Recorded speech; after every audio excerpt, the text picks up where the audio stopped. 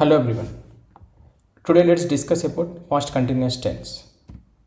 So this is the structure to use the past continuous. First one is the subject plus verb plus ing form. This is the example for affirmative sentence.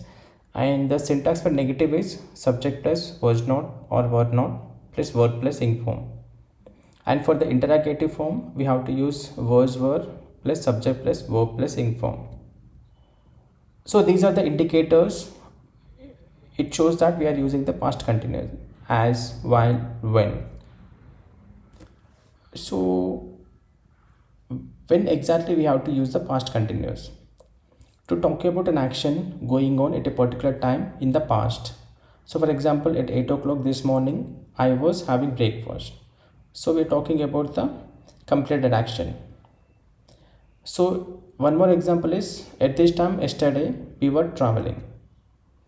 And the other scenario is like to talk about long continuous actions in the past. For example, it was raining all day yesterday. And to talk about continuous action interrupted by another short action. So here we have to use the two tenses. For example, when I was watching TV, my friend called me. So here two actions has happened. Like his friend had called when he was watching. And the other scenario is like to talk about two actions going in the past simultaneously. Example is when the teacher was teaching, the students were listening. Few more examples are, the dogs were barking all night. When I was walking, a man followed me. When I was crossing the road, a bike hit me. The accident happened when he was overtaking the bus. And the interrogative sentence is like, what were you doing at 6 o'clock yesterday?